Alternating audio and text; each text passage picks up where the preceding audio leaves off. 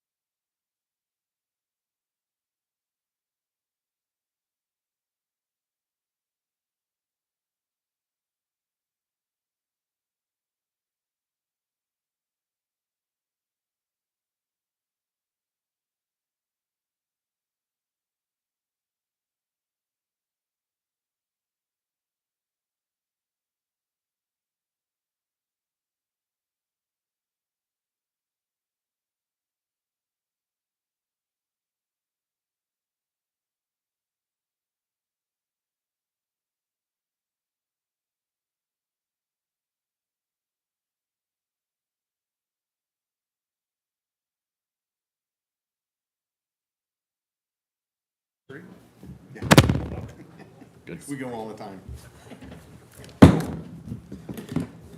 I call to order the Planning Commission on Wednesday, June 22nd, 2022. Please rise. Mr. Soriano is going to lead us in the Pledge of Allegiance. I pledge allegiance to the flag of the United States of America and to the republic for which it stands, one nation, under God, indivisible, with liberty and justice for all. Thank you. All right, next we're going to swear in our newest member, James Mako, to my right here. He's just appointed by City Council, and we're going to ask the Honorable Mayor to swear him into the commission. Mr. Mako, welcome. All right, please raise your right hand and repeat after me. I, James Mako, do solemnly swear I, James Mako, do solemnly swear that I will support and defend that I will support and defend the Constitution and laws of the United States of America, the constitutional laws of the United States of America, the Constitution and statutes of the State of Ohio, the Constitution and statutes of the State of Ohio, and the Charter and ordinances of the City of Gahanna, the Charter and ordinances of the City of Gahanna, and that I will faithfully, honestly, and impartially and I will faithfully, honestly, and impartially discharge the duties discharge the duties as a Planning Commission member for the City of Gahanna, as a Planning Commission member of the City of Gahanna, to which I have been appointed, to which I have been appointed. so help me God. So help me God. Congratulations, and Thank thank you you very for your much. service, sir. Thank you.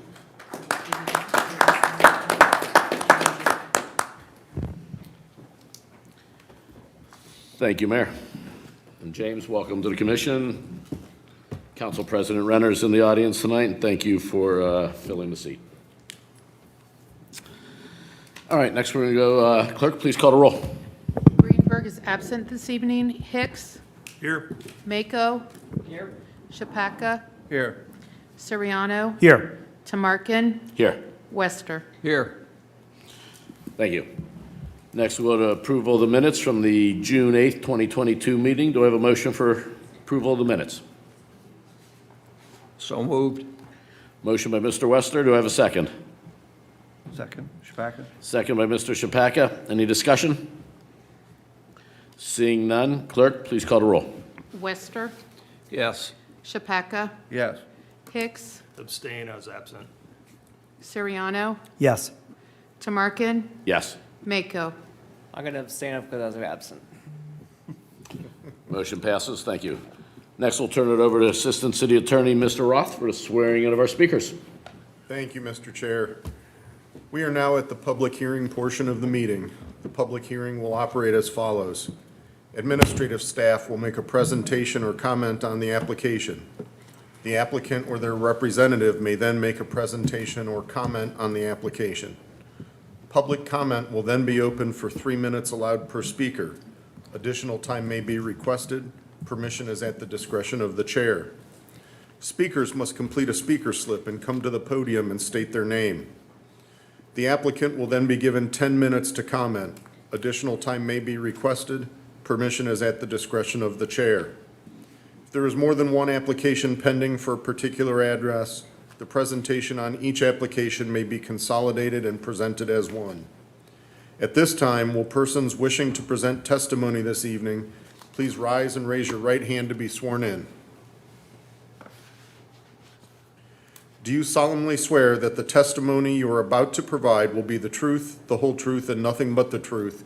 If so, state I do. Thank you, Mr. Roth. I'm actually going to jump back up, if you're following the agenda, at item B with the additions and corrections to the agenda. We do have some corrections tonight. We're going to move the first readings here, which is DR 00102022 and V-0018-2022, which is a Woodside Green Park applications to the July 13th meeting. So we're going to skip those, and we'll now move right into the next one, the Eastgate Commerce Park. I'll read them into the record. We have FDP-0042022 to consider a final development plan application for property located at 611 to 649 Eastgate Parkway, parcel ID 027-000146, current zoning OCT, Eastgate Commercial Park, Phase 2, Robert Levesque applicant, and DR-0011-2022 to consider a design review application for a site plan for property located at 611 to 659 Eastgate Parkway, parcel ID 027-000146, current zoning OCT, Eastgate Commercial Park, Phase 2. Robert Levesque is our applicant, and I will turn it over to Mr. Blackford for a presentation. Thank you kindly, Mr. Chair. On your screen right now is the location and zoning map. This might look fairly familiar to us. We've had quite a few projects approved in and around this area. This project was actually approved 1 year and 1 day from now, last year. And it was an additional, like a phase 2 to an existing industrial development. There was about 70,000 square feet approved here on Eastgate. Levesque also had approved last year some development on Taylor Road that is under construction as well. And then we should be familiar with these two properties. There was a couple of warehouses that went through the review process. So again, a lot of development in and around this area over the last year. 2 applications tonight. They're fairly straightforward. We have a final development plan and design review. They want to construct one 18,200 square foot building and 2 8,500 square foot buildings. That's a little bit more than development than was originally approved. Anytime there's a change in that final development plan, that site layout, combining some buildings, it has to go back before Planning Commission. That's why we're here tonight. Like I already stated, there was already about 70,000 square feet approved on this site before this was done back in June of last year. So what are we here talking about? There's a couple of changes.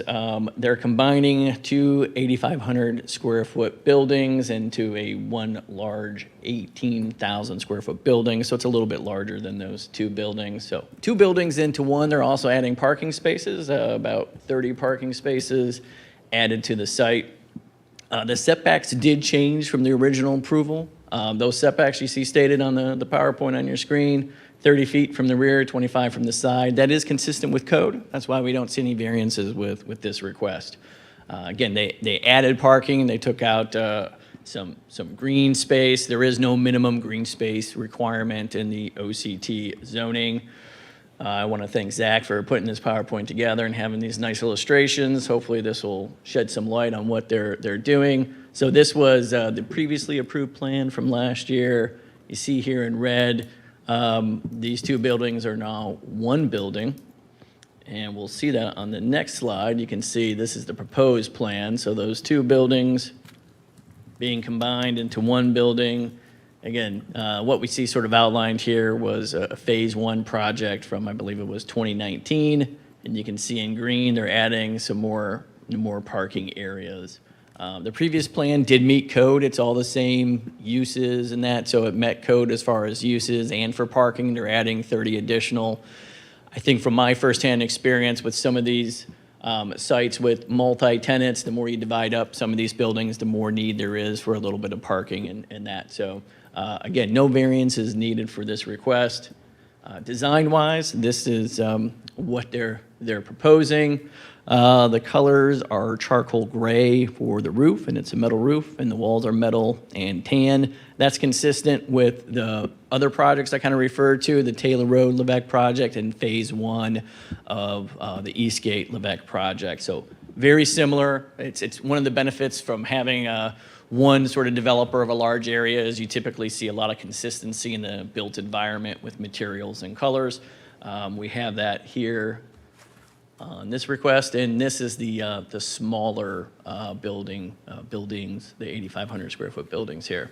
Again, very similar. If you were able to drive by the site anytime recently, you'll see that this is what's already constructed out there.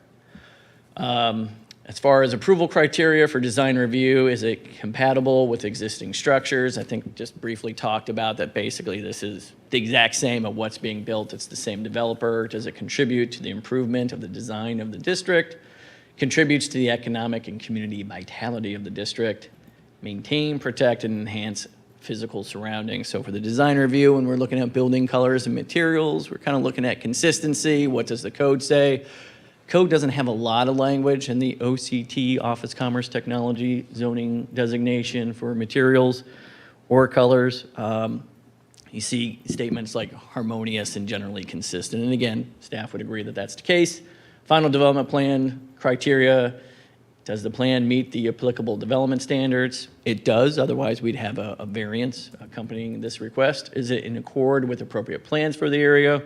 The land use in this area does promote industrial warehousing types of uses, so it is consistent. Would it have undesirable effects on the area? And is it consistent with the land use character and development of the area? This is very consistent with all the development we've seen in this area. The last 2 or 3 years, we've seen a number of properties and a large amount of our undeveloped acreage in this area be developed. It's very similar to this type of use. And so for those reasons, staff does recommend approval. Again, no variances. It's consistent with the criteria we just talked about. It's also consistent with the zoning and land use. So with that, Mr. Chair, I'll turn it back over to you. Thank you so much. Thank you, Mr. Blackford. Would the applicant like to comment? Not sure the applicant's here. All right, we'll close that portion. Is anyone from the public, would anyone from the public like to comment on this project? Seeing none, we'll close the public portion of the meeting and turn it over to the committee for questions. Mr. Wester. Yes, Mr. Chair. Several months ago, we had an individual in here that was concerned about traffic in that area and trucks parking overnight. What's the impact of this development on traffic in that area? Do we know? That's an excellent question, and I would say that there are, why I feel confident in saying that we do know the impacts is that this project was approved a year ago, and the square footage is essentially the same. It's about 1,000, 2,000 square feet additional. So that wouldn't trigger any additional traffic impact analysis. So the analysis that was done previously a year ago would be the same for this request, since it's essentially it is the same use. It's just modestly larger in size. It wouldn't trigger the need for any additional impacts. I think that corridor in that area has been studied by a number of folks, city, county, and I believe there are still some things kind of in the works about how to improve access and circulation in that area, but I don't believe that there's any triggering of any additional requirements as far as improvements. Again, it's something that's being looked at, but these individual developments, and we are looking at them as sort of that cumulative effect on that area, it still hasn't triggered any need for like signalization or additional turn lanes or anything of that nature. Hopefully that kind of answered that, sorry. Thank you. Mr. Shabaka. No questions. Questions for me? Mr. Mako. So do we happen to know why they went from 2 buildings to 1? Was it driven by market forces or just trying to make the site look better? I believe it was probably market forces, but I have not had a conversation with Mr. Levesque about this request. But I believe that's what it is. Okay, Yes, thank sir. you. Will this be a multi-tenant building? I do not know. There's a lot of, go back to the picture of the garage doors. Yeah. I would That's say. that's a lot of roll-up doors and a lot of passageway doors if it's going to be one tenant. It is, and I would say that I think most of the folks try to, when they build these buildings, have flexibility to accommodate, whether it's going to be 1 or 5, however that is. I have been through sort of phase 1 of that project a number of times, doing planning commission inspections, and there are a number of tenants in each building as far as I can recall. So I think that's where we're feeling a lot of the market demands are on some of these smaller spaces that can kind of be carved up. So it probably is designed to be maximum flexibility in mind. And I assume this rendering at the top here that we're looking is what will be facing into the project? So from, on the inside will be all these garage doors, not the outside? That is the east elevation on the top, so that would be towards Eastgate. But if we look at the site plan, this is there's buildings and other items. Well, it says east, so it should be facing this way. Right. But, again, I guess the applicant's not here to answer applicant questions, so. But it does say east. But again, in my opinion, especially with the slope, again, being out here, I think the road's a little bit higher, and there's a lot of buildings in this area. My personal opinion would be that I don't think it's going to be overly visible. It's very hard to see. In fact, I've been out on these buildings trying to do inspections, and I could not see them driving slowly, turning into this, or I couldn't see them very well. They're not very noticeable, if that helps. Mr. Chair, if I might add, just to speak to Member Mako's question and your question as well from our economic development, speaking on behalf of our economic development team, we have had a number of leads that we are working with Mr. Levesque on this property, several including recent Intel suppliers. So to your question, is it market force driven? I believe so. There are a number of leads that have been passed to that would fit within the proposal that you're seeing. Good. Thank you. All right. We'll close the agenda and I'll ask for a motion. Mr. Chair, I move the approval of item FDP-0004-2022. I have a motion by Mr. Hicks. Do I have a second? Second, Soriano. Second by Mr. Soriano. Any discussion? I'm going to be in favor of the FDP. I think the building adjustments on the site, minimal impact in terms of the original plan, and I'll be in favor. Thank you. Clerk, can we have a roll call? Hicks, Yes. Soriano. Yes.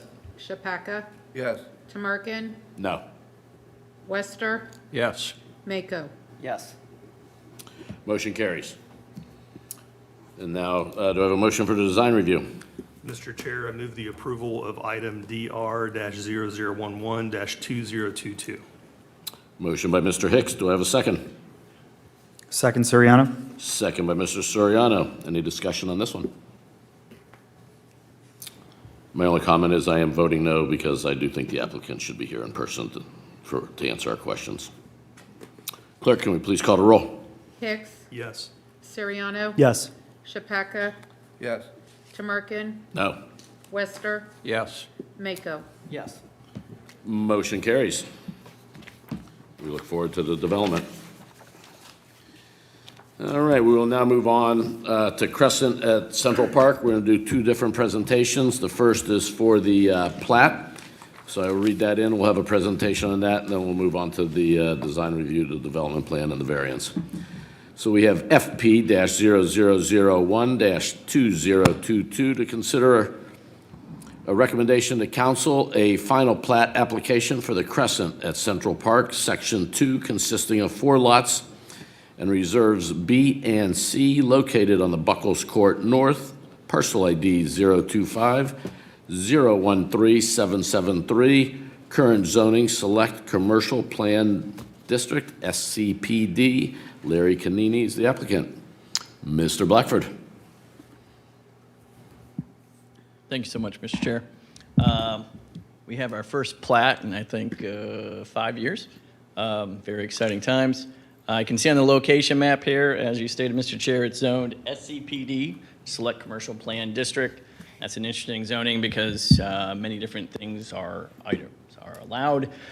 But this is a plat, so we're not talking about allowed uses. When we look at a plat, for at least from a zoning and a planning standpoint, there's certain things that we're looking at as far as what, minimum lot size standards and so on are being met.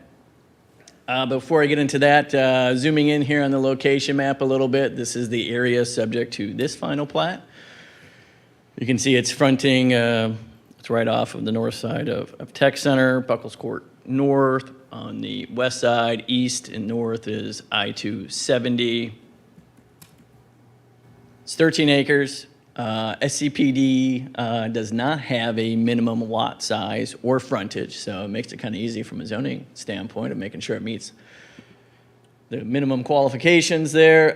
There are 4 lots and 2 reserve areas. There's a Reserve B and a Reserve C. The plat from 2018 had a Reserve A. You might be wondering why we're seeing a final plat. We see a lot of subdivision without plats, but rarely a final plat. Our code does allow for subdivision without plat. When you take a lot, you can divide it up and create 4 additional lots. That can be done through the subdivision without plat. You can't extend any roadways. In this case, there is a small extension of a roadway, and they already made 2 lots, and they're adding 4 lots, and so that triggers the final plat process. So there was a preliminary plat approved in 2017. Portions of this property were platted in 2018. That's the road, not the 2 lots that we saw, but a Reserve Area A, which runs through the middle of the property. You can see right here, there's a ditch or a creek that kind of bisects the property, and we have our eastern half, which at this point has been medical uses. The western half, we have seen one request that was rezoning from a year or so ago in the final development plan design review for multifamily. There is one interesting thing about this request that we don't normally see, and that's they're requesting a waiver to on-site stormwater quantity control. This does require a recommendation from both the city engineer and planning commission. That gets forwarded on to city council as part of their review. The applicant has worked extensively with our city engineer before he left the city. So he worked with Mr. John Moorhead, who is an expert in drainage and these things. And our city engineer, he did not have any concerns with this particular property with the waiver. Will discharge directly into Big Walnut Creek. And there was also, interestingly enough, a couple of administrations ago, there was an agreement between the property owners and the city that they could directly discharge. So there's already an agreement that says they can do this, but as part of the final plat process, they've got to request it for planning commission. Again, the subject matter expert with the city, our city engineer, has looked at this, and he had no issues with that. So what are we looking at? There's 4 lots, 1, 2, 3, 4. There's a Reserve B, which I believe is retention, stormwater basin, thank you. Reserve C here, which is, I believe, 20 feet wide. This is an easement area reserved for signage that'll be coming forward at some point in time. Very simple, staff recommends approval. Again, it's consistent with the code and there's no variances, so there's no reason for staff to say no. So at this point, like it was said, it's unusual. This is a recommendation on the city council if you do recommend approval rather than approving it. And with that, I'll turn it back over to you, Mr. Chair. Thank you very much, Mr. Blackford. We'll now open it up to the applicant. Looks like Mr. Canini is ready to go here. Just give us your name and address for the record.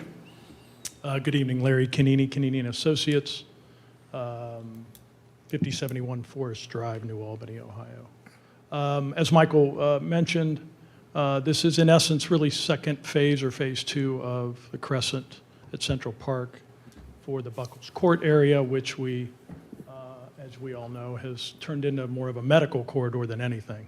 Even though the SCPD allowed for various uses, we were able to secure, as you all know, Walnut Creek Medical Wellness Center, which is the first building we did there on the corner. And then just recently, we completed the Walnut Creek Surgery Center as a sister building to the Wellness Center. And with that, obviously, a lot of interest from the medical community. And now we're, in essence, dealing with what we expected we would, which is those sites that have the visibility along I-270 to promote these specific practices that have come to us. And our initial plan, and it really goes back to the previous administration when we were working with Anthony Jones. Anthony and I both kind of saw the vision of not getting too committed on lot sizes. So the idea was to just get the first lot done and then kind of leave the palette open along the freeway and to the rear there where the cul-de-sac is, so that we could honestly design the sites to the specific needs of the users. So now we are here with the lot sizes that fit the footprint of our users. Each of those lots that you see there, lot number 1, 2, and 3, which are the ones along the freeway, those, we have commitments on all of those. So we are here tonight only to present post-plat here, lot number 2, but I want you to be aware that we will be on the heels of that coming in with lot number 1, a user for that, and then lot number 3 at the back, a user for that. So we have commitments on all that.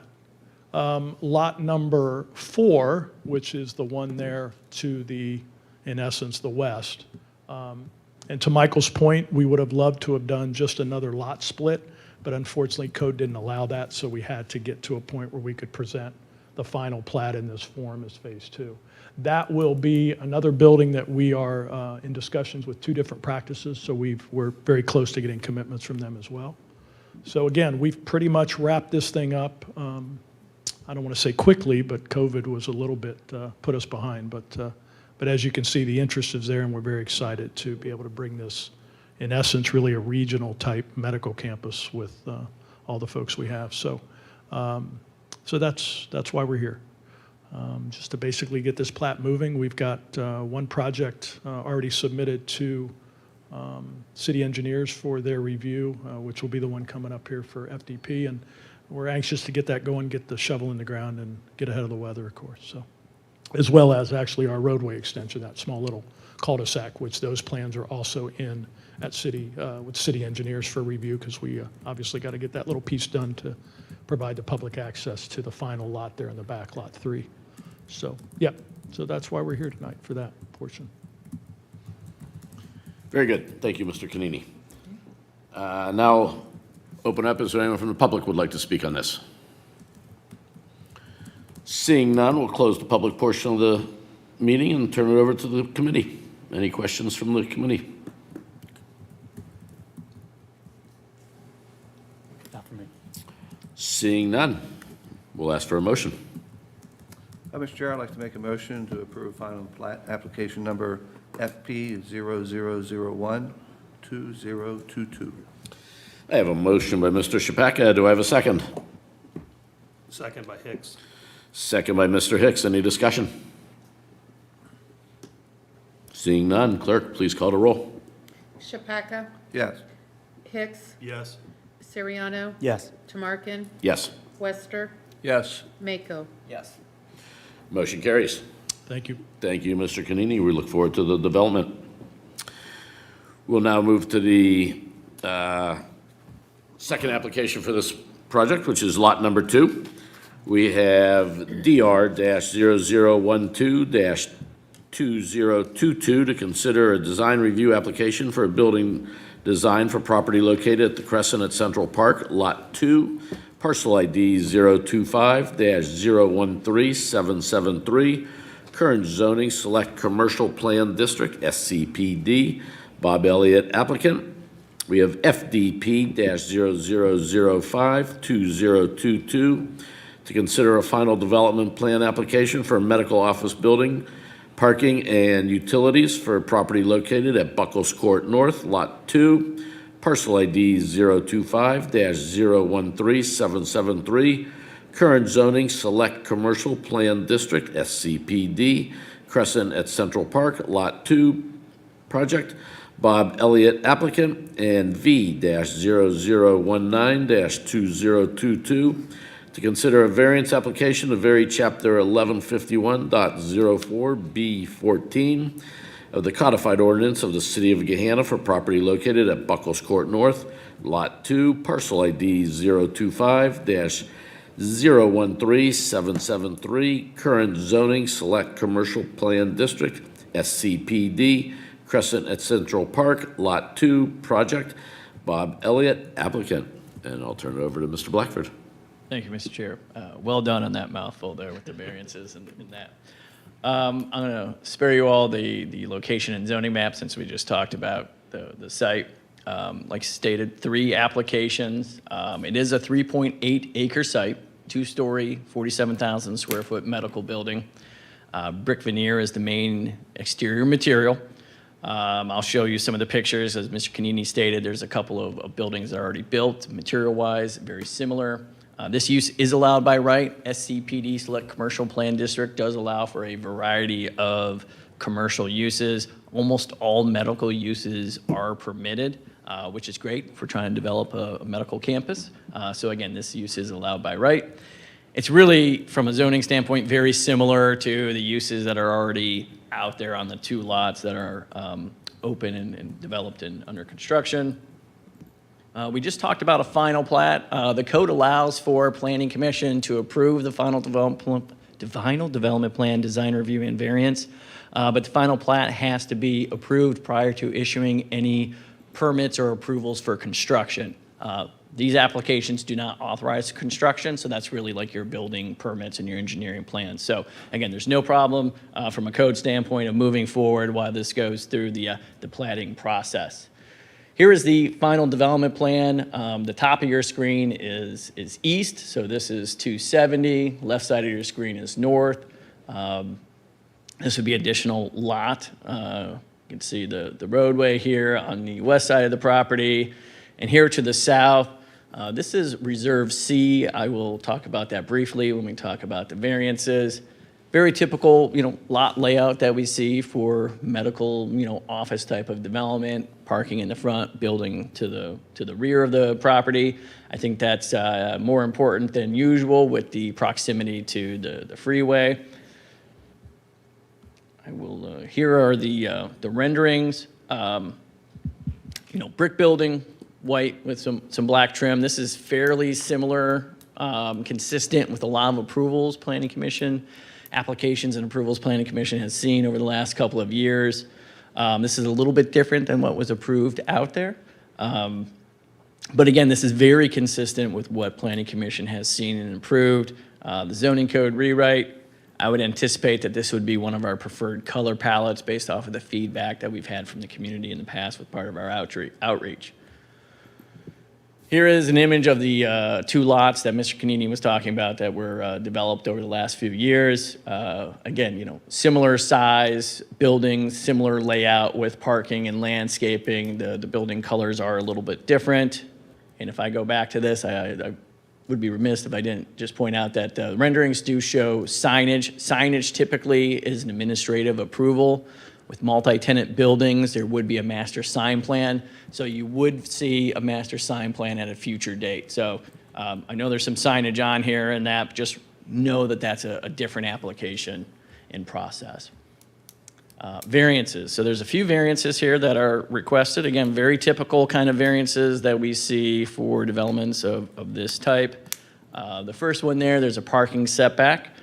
That parking setback would be on this, what is the south property line, this Reserve C area. The code says that you're supposed to have 10 feet from the property line. At least it says that for SCPD zoning. This little reserve area here is 20 feet. So in the real world, it'll look like there's 10 feet, actually 20 feet, but this site develops, I would expect the same type of variance.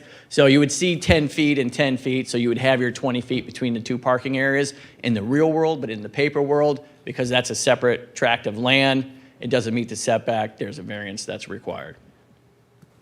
10-foot wide tree island and landscaping between every 2 rows of parking. So what our code says for landscaping within your parking area, and you gotta have these tree islands right here, you have to have a tree in these areas, but it also says in between 2 rows of parking, you have to have a 3-foot wide row of landscaping comprised of shrubs.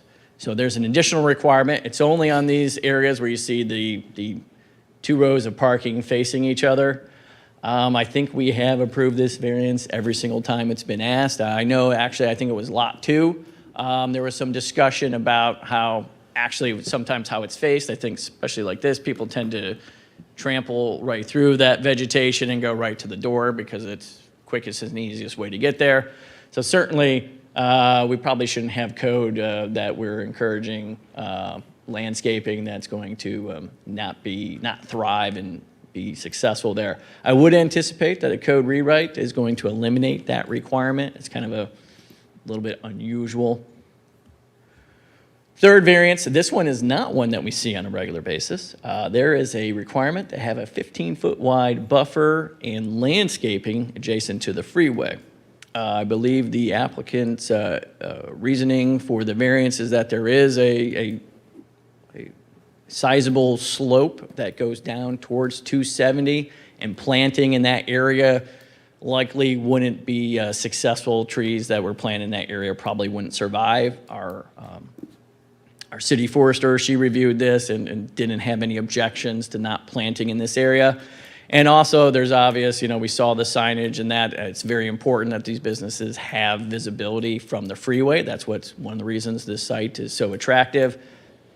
Tall trees tend to obscure visibility, so there's a couple of reasons for that variance. And the final one there is parking lot landscaping. So if you look at your, there we go. If you look at your application package, especially the designer view, you'll see a couple pages of some very detailed landscape plans. And if you look at this, you're going to see a whole bunch of tree plantings in the landscape area. Technically, these plantings, so we really have 2 major planting requirements. We have parking lot landscaping, and then we have a separate chapter, Chapter 914, that says based off the amount of impervious surface you have to plant trees. As you can tell from this particular site layout, there's not a lot of area green space, and the area that they have adjacent to 270, is the slope. So there's a number of trees planted on here, but these are all to meet the Chapter 914 requirements. There are no variances to Chapter 914, so when folks need to have a variance, it's to Chapter 11, which is zoning code. There's really no room to plant the trees. There are a number of trees that are being planted on there, so from a built environment standpoint, if the variance is granted, I think it's going to be very similar to some of the pictures we've seen here. It's going to look very similar as far as the type of vegetation, the amount of vegetation. So staff, we don't have any objections. Again, City Forester looked at this. She didn't have any objections to the variance. And again, when we plant stuff, we want it to be healthy. So again, if you overcrowd with some of the plantings, it's just going to die anyways. So again, staff doesn't have any objections. 2 or 3 of those variances we've seen and approved fairly regularly. The criteria to evaluate a variance: is there a special condition of the property, building, or use?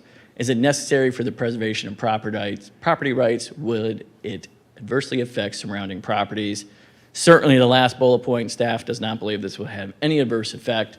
It is all controlled by the same folks, so you will see consistency in the built environment. So I think that's important to consider. Staff, we do recommend approval. Again, this is consistent with the zoning. It's consistent with the theme of the Crescent at Central Park that's been discussed for a number of years. It's consistent with the land use plan for medical uses in this area. We have granted similar variances, with the exception being the freeway buffer and landscaping variance. Again, there doesn't appear to be any negative impact. That's the main thing kind of staff looks at. Is it going to set a bad precedent? Is it going to have a negative impact? We don't believe that it will. And so for those reasons, we recommend approval of all 3 applications. And with that, Mr. Chair, I'll turn it back over to you. Thank you so much. Thank you, Mr. Blackford. Now we'll open up the public portion of the meeting. Mr. Canini, your comments. Good evening again, Larry Canini, 5071 Forest Drive, New Albany, Ohio. I am here representing Mr. Bob Elliott. Bob, of course, is principal with Noon Development out of Chattanooga, Tennessee, who I am partnering with on this project in essence. And I have with me Todd Kimling from Noon Development, who made the trip up from Chattanooga. So if we have any, Todd leads the construction department, correct, Todd? So any questions that you might have, I can direct to him. But in any event, yes, as Michael said, this is the beginning of what will be many of them coming your way here soon. So very excited about this one. We have 3 different disciplines of medical users committed: primary care, vascular surgeons, and a merger of podiatry practices. So they will be not only tenants, but the podiatry group as well as the vascular surgeon are committed in an ownership position in the building. So I think one of the things that we're striving to do here, as we did with the first 2 projects, is really to secure, in essence, an ownership interest for the doctors. So they're not just coming in as tenants, they're committing financially long-term. And I think that's really critical in the community here to have them establish a practice and be owners in the building. That has not always been an opportunity for the medical community, and I think that's one of the things that we're really working hard to make happen. Now, there are instances, for instance, our primary care group is a consolidation of, it's a national group, and it's a consolidation of all their Columbus offices coming to our site here, which is great. Now, they aren't interested in being an owner. They're interested in being a long-term tenant. But those folks that are practicing here and live here are committing financially to be a part of the ownership group. And that condition or that situation is taking place pretty much on everyone we're bringing in here. So I think that's a real positive thing. And that just shows you, I think, the need to have that toolbox with the incentives that we have there with the CRA that's in place, the tax abatement. I think that's kind of really critical to our success here. And honestly, 10 years can go very fast. So that abatement is 10-year 80%. So in any event, this is very exciting times for us and for the city. So I will answer any questions about the FDP, the renderings, but we are very anxious to get started in the coming weeks. And so I'll answer any questions you have. Thank you, Mr. Canini. Is there anyone from the public who would like to speak on this project? I didn't ask any other ones, but I assume we've had no correspondence on any of these. Correct. That's good. All right, we will close the public portion of the meeting and turn it over to the committee for questions.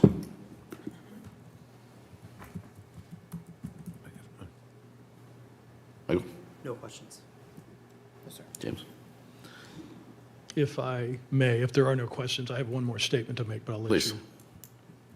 I had a question, Mr. Chair. Oh, okay.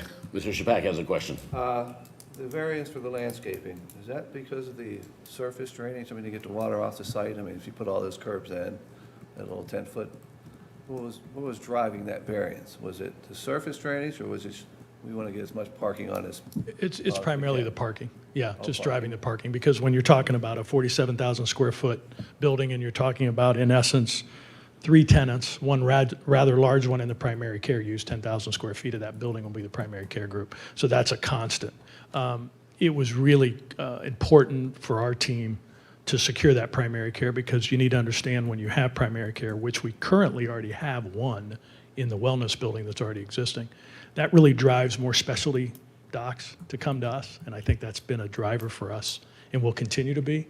So again, parking, especially when you blend multiple practices into one building, they're all concerned about parking. That's their biggest concern. That and signage, which is what I want to talk about. So really, that was it, just not losing parking.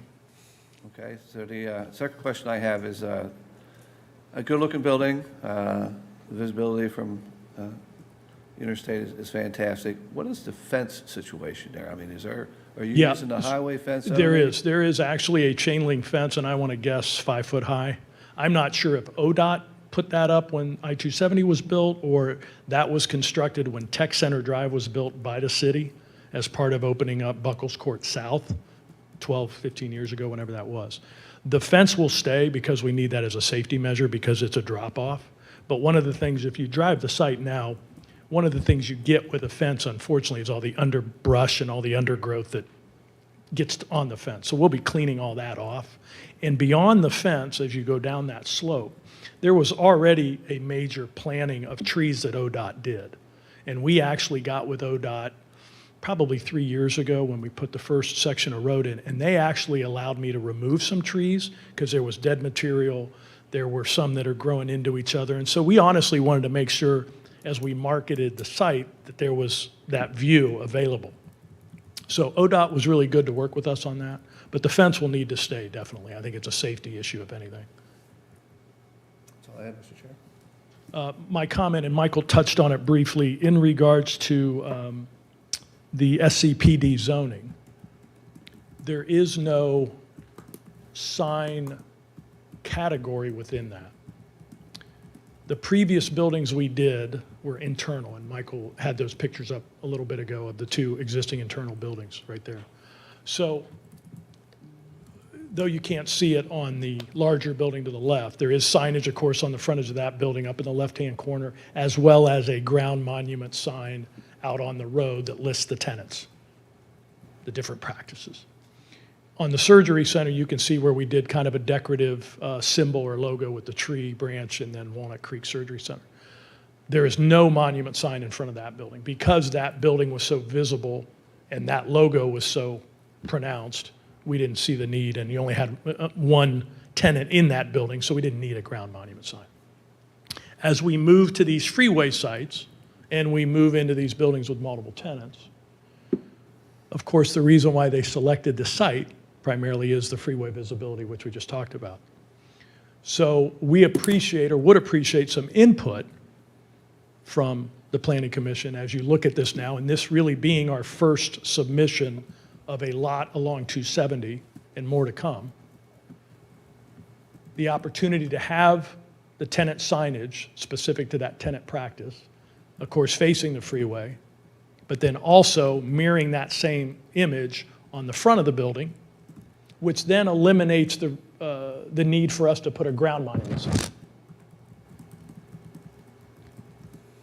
So in essence, we're trying to keep a consistency both front and back of that building, because now we have the opportunity to market to the freeway and the 55,000 cars that drive by every day, and that was critical in getting these commitments. So just something to think about. I don't think, Michael, and correct me if I'm wrong, we can ask for that approval tonight.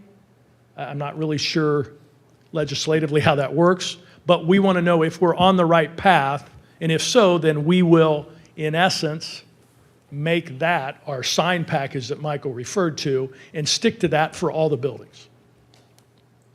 So just thought processing this. Michael, you want to comment first? Yeah, there's a separate application, a master sign plan that would be required, and there's certain elements that have to be discussed. Mr.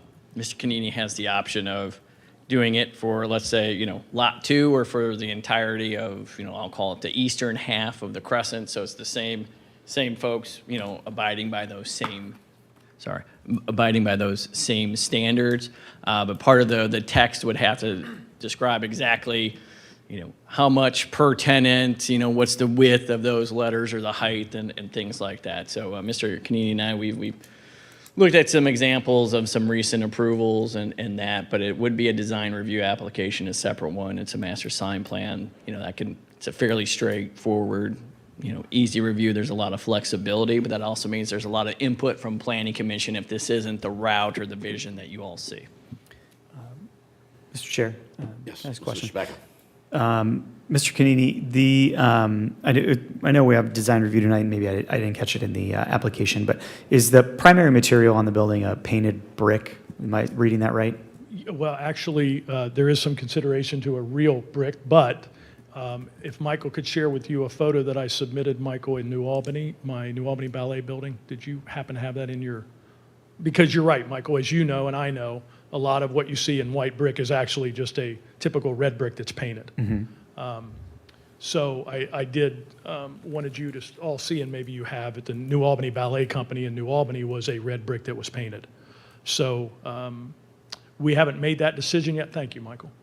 And I think the other thing I wanted to use this photo for that Michael's pulling up is to give you a sense of what it can look like when you mix a white building with red brick, for instance, which is kind of what we're going to be doing now with the two existing buildings are a mix of stone and brick with the black accents and awnings and such, but how, you know, I just wanted you to get a sense of what it could look like when you drop in a white building. And I don't know the direction on the other two buildings yet. We're not there, but again, probably a painted brick. Sure.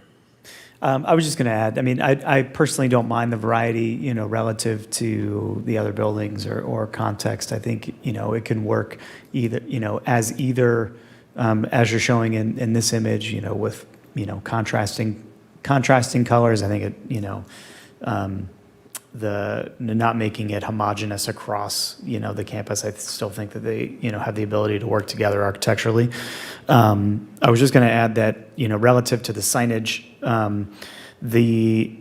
as Michael noted, I think, you know, we typically review the size and square footage and things like that, how it's lit. I think all those will have an impact certainly on how it's viewed from the highway. Given you know, how it is scaled currently on the building, it seems appropriate, you know, relatively speaking. I think obviously with each tenant, there's different logo type and branding, in so much as the method of application and coloration could be consistent, you know, that's probably preferable. Yeah, I think our goal, obviously, again, branding is important to these practices. Branding is such a big buzzword anymore, of course, with any business, and the medical community is no different. But these would be backlit, so I think that's important when you talk about single lettering and this kind of design. And it really, again, I think we're just wanting to get a sense that this being our first building on the Freeway side, and we're happy with how it's come about, and the tenants are happy, the practices are happy. If we can kind of begin to guide the other folks to follow this, and then therefore we can come in then with that sign package for the balance of the site and this particular project. So just looking for some feedback. So I appreciate that, Michael, and in that feedback. But yes, I think it's good to have some change, and I think we'll see some more creative stuff with the other two.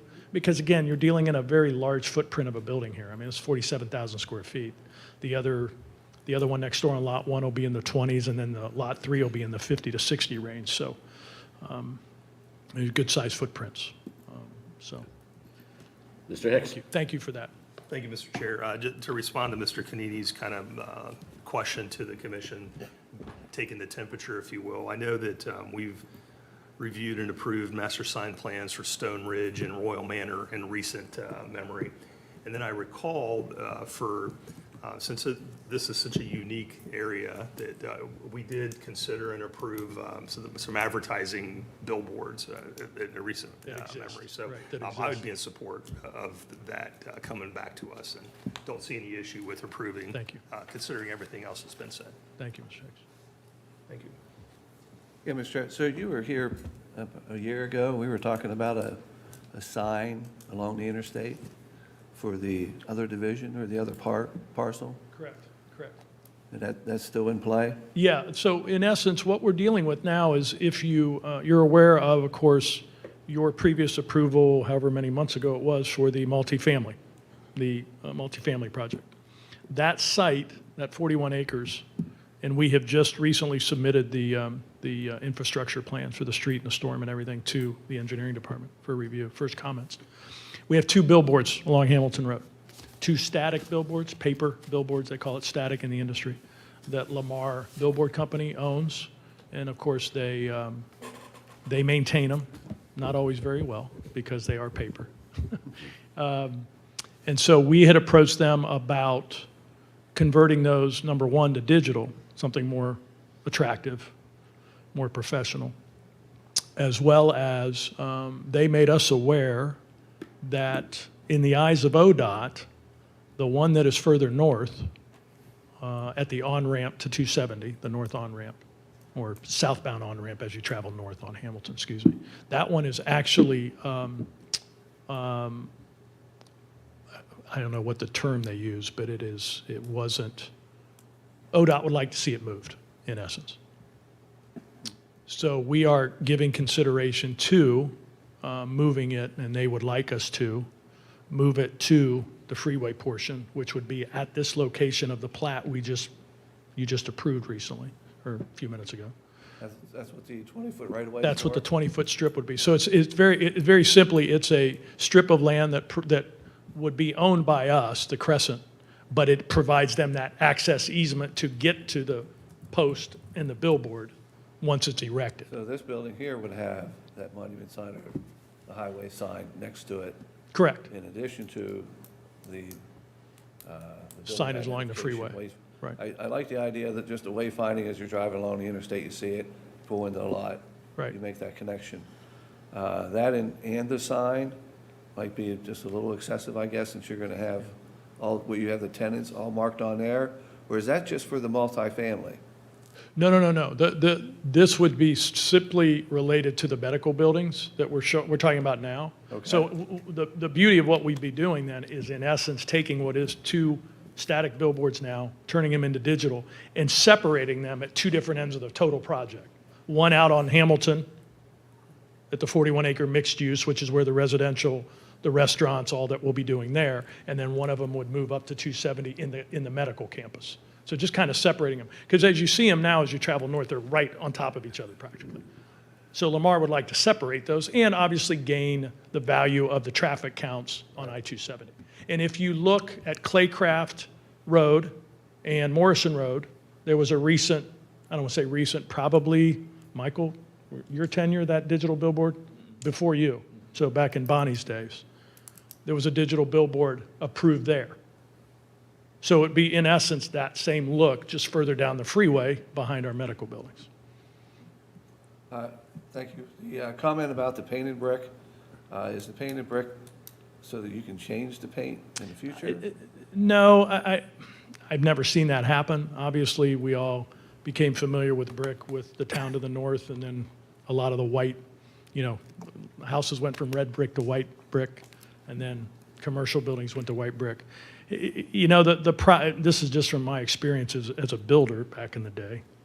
The problem you have with a white brick that's actually made as a white brick, it's very porous.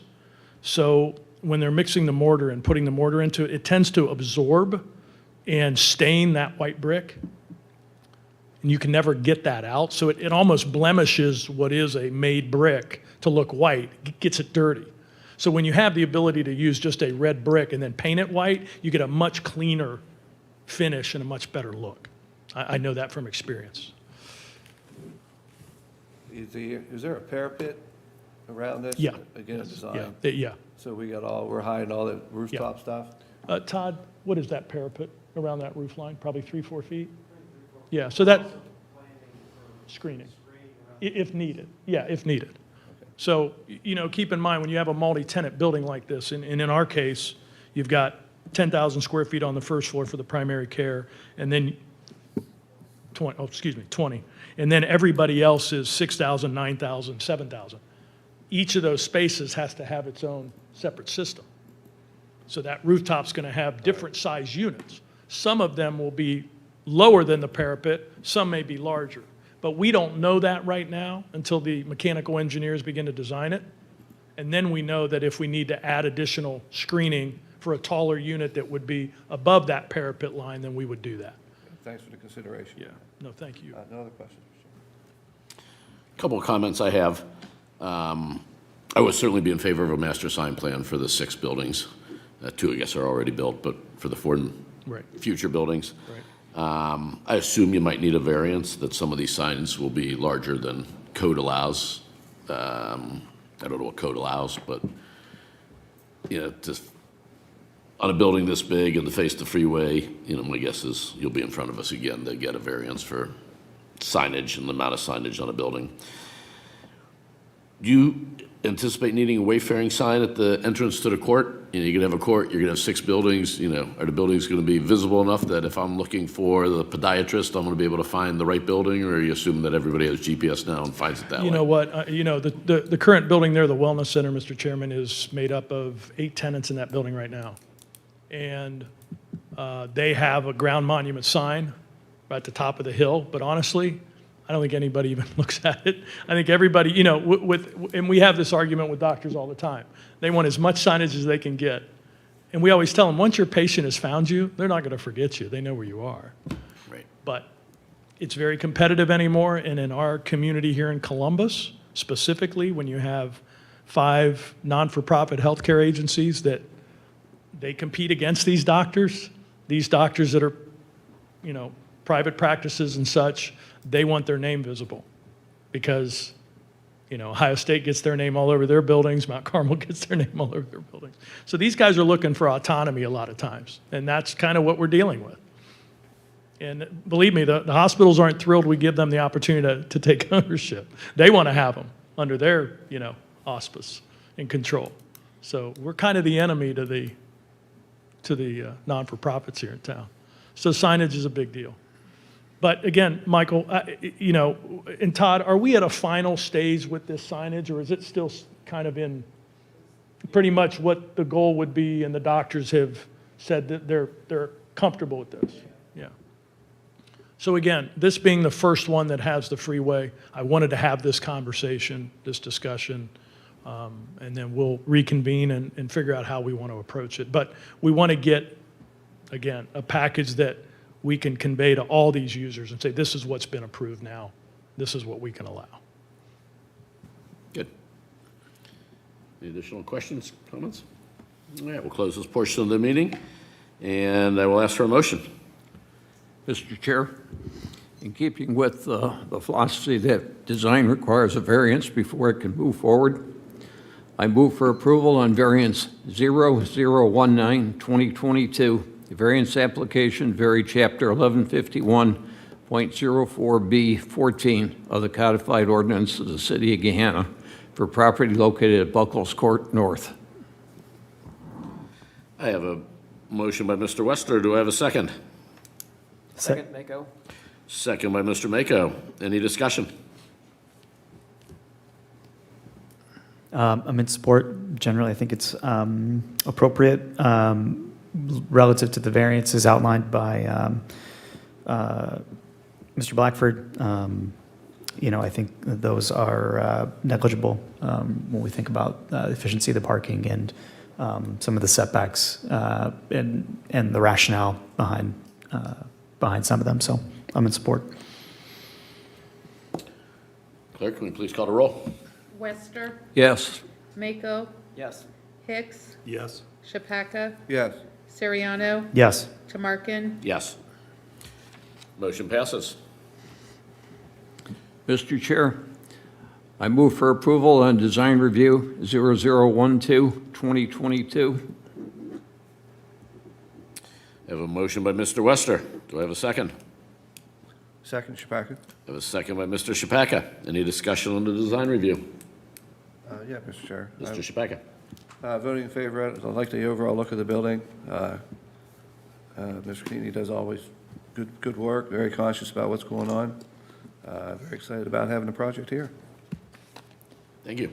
Also in support, I think relative to the size of the building, as Mr. Canini outlined, and potentially for future buildings, I think some of the ways that the massing has been addressed with some of the volumes, both supporting multi-tenant versus single tenant, and also just as a way to break up the volumes is appreciated.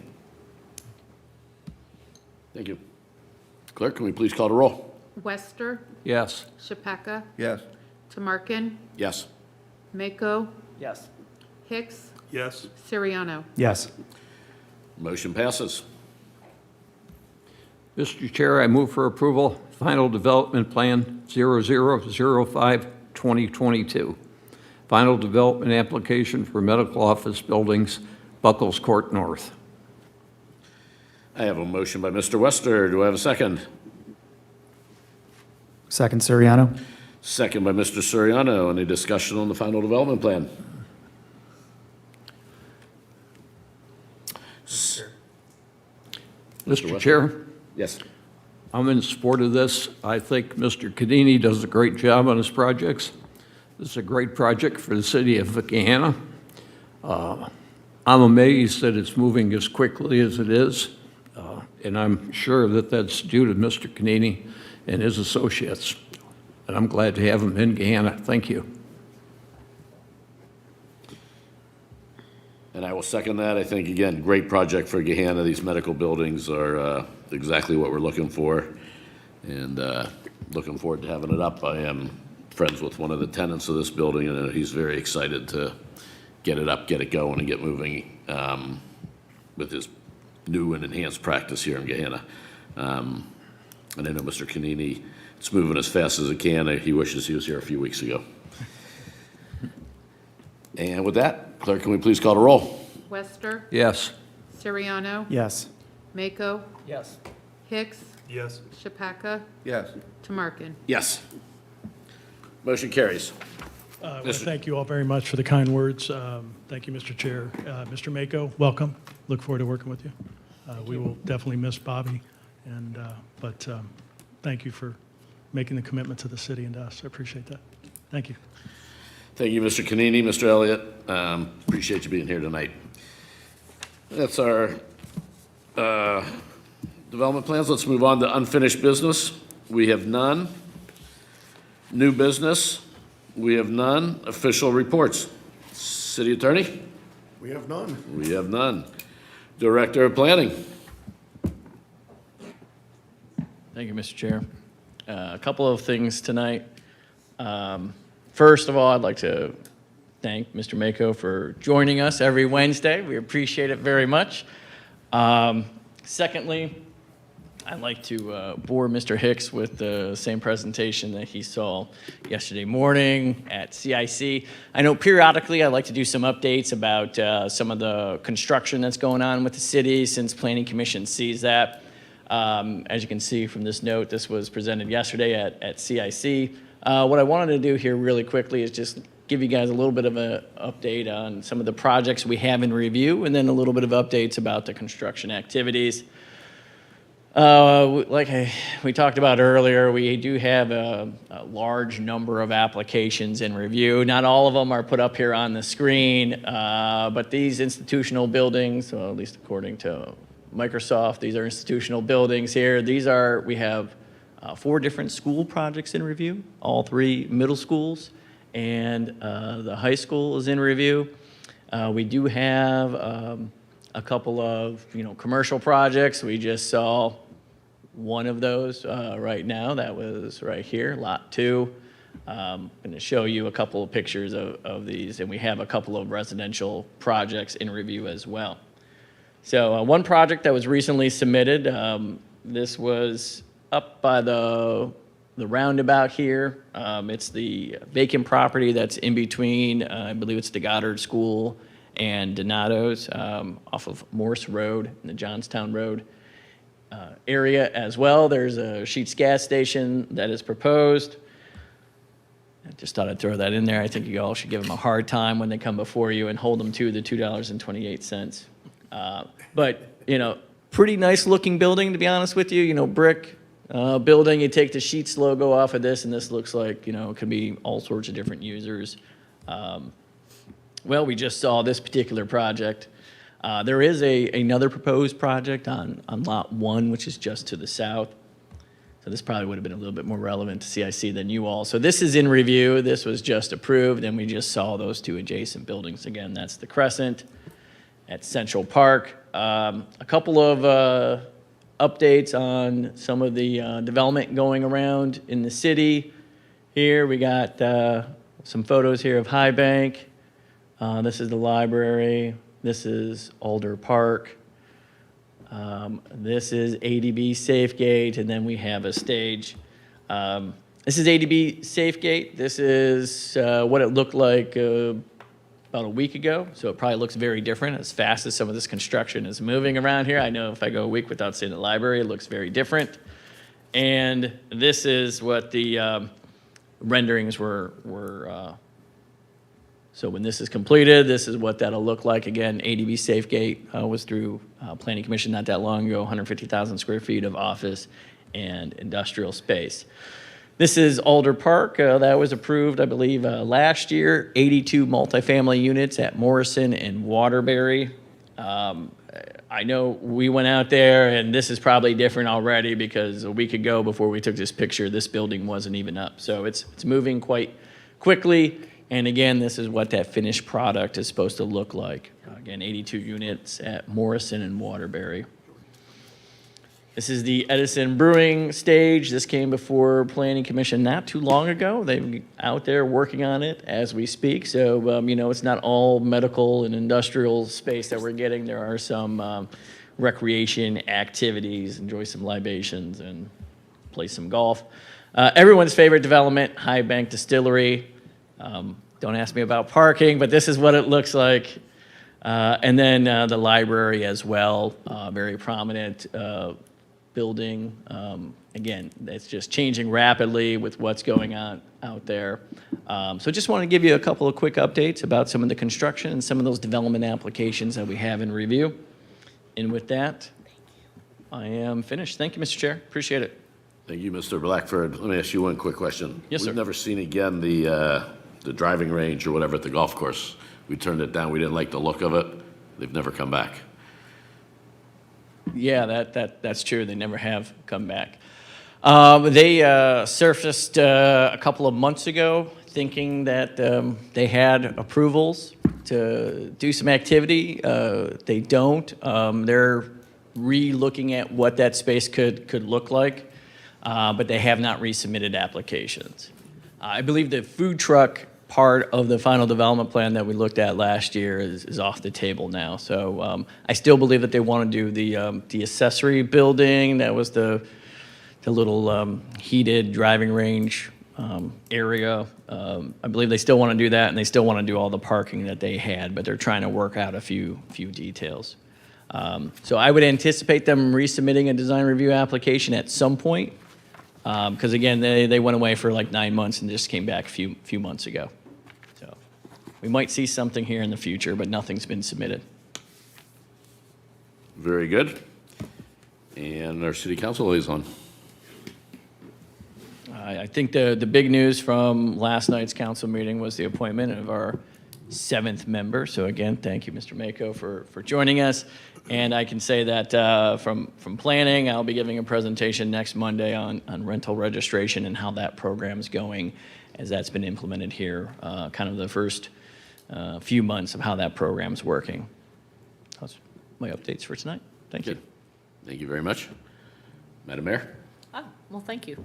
I don't always have the opportunity, but I'm always ready in case you You do. always have the opportunity here. So thank you very much, appreciate that. So Thursday, June 9th, just a little over, almost 2 weeks ago, we held a town hall right here in council chambers to discuss or present a forum and open discussion with residents on the Creekside redevelopment strategy. It was scheduled from 6 to 8. With an open house from 6 to 7 and a presentation scheduled at 7 o'clock with Q&A after that. It was very well engaged because at 8:25 I had to actually cut off questions because we were going on 8:30 at that point, and we stayed after that to continue to answer questions. We had about 20 residents here in person, and then several more who were following on the YouTube channel. It was live streamed. It is available on the city's YouTube. You can go back and watch it. I think great conversation, a lot of very good questions that were raised from the public that was in attendance that evening. I think there were several planning commission members. Mr. Tamarkin, I know that you were there that evening. Appreciate your presence. But as we stressed to the residents that evening, that was the beginning of the conversation. This is not a one and done conversation. This will be an ongoing conversation. It is a living and breathing strategy that is evolving and will continue to evolve, and we will continue to solicit community input. There is a survey that still is available. It's been up since pretty much mid-May, and it will stay up on the website through the end of this month, so in about another week, a little over a week to continue. We have over 1,000 responses thus far, so please encourage your neighbors, friends, family to take a look at that. A lot of what you see in that presentation, we shared a video that was done by M&A Architects.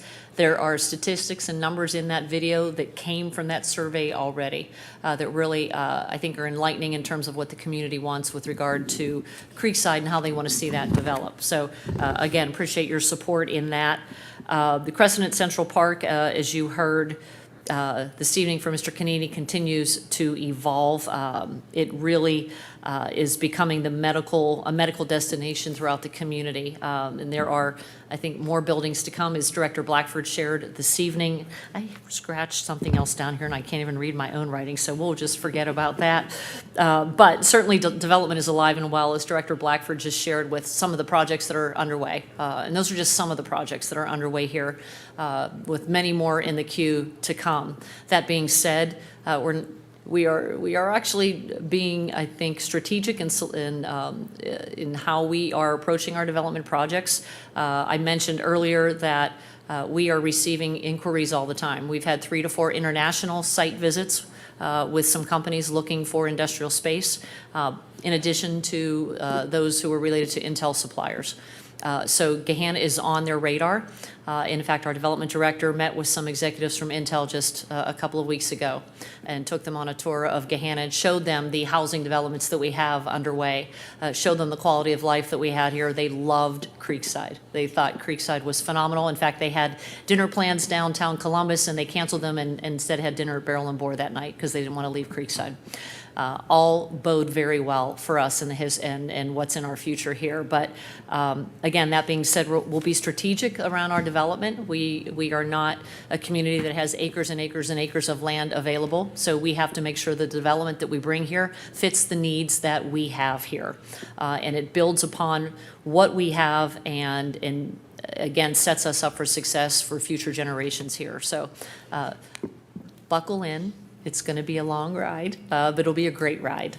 So more to come your way. And Mr. Mako, welcome aboard. You are in good hands with the rest of this commission. They are a talented and skilled bunch, and I know I believe you will be a tremendous asset to them as well. So welcome aboard. Thank you. Mr. Hicks, anything at CIC? Mr. Blackford already updated the exciting opportunities around town. Nothing additional to add. Very good. And comments from the chair. Kevin, I think we have a iPad for Mr. Mako. And that is all I have. We have no correspondence and actions. Any other comments? Final comments from the members? Just want to reiterate how glad I'm here and look forward to doing work here. It's great. Glad to have you. Mr. Hicks. Thank you, Mr. Chair. I'd like to welcome Mr. Mako to the board. I don't know if you ever had a chance to meet your predecessor, but she was an outstanding lady that will be missed. But with your background, very excited to working with you in the near future. I want to share some feedback on the appointment process. It's too bad Mr. Renner wasn't here because I was hoping he would be in the audience, and I'll reach out to him personally and share this feedback. And it's no reflection on Mr. Mako, because I think with your background, you could argue you're the most qualified planning commission member seated. So, but the feedback I wanted to share for the record was, I mean, I know this was an unusual appointment and the clock was ticking. There was a timeline that needed to be met, but as we are out in the community vetting, potential candidates, I know I personally had shared the opportunity and encouraged applicants to apply online, which is our the gateway into the process. But the feedback I got from applicants was they never heard anything. So again, I know this was an unusual circumstance, but I would like to just suggest, whether it's the council themselves or the clerk of council, that if we get applications, just a courtesy of thanks but no thanks, or we don't want to discourage people from not applying in the future. So just again, very qualified candidate, and I think we landed a great addition. But just general feedback for council when they appoint people, if they get applicants, if they could just give them the courtesy of, hey, we're going in another direction, or just, acknowledging that the application was received. So, and again, I'll share that with Mr. Renner personally, but I just wanted to state that for the record. And again, summer's already here, and it sounds like we have a lot on the plate, a lot in the pipeline. So looking forward to the rest of the year. Thank you. Thank you, Mr. Hicks. Mr. Wester. Mr. Mako, welcome aboard. Look forward to working with you. Welcome aboard. Very good. And with that, do I have a motion to adjourn? So moved. We are adjourned.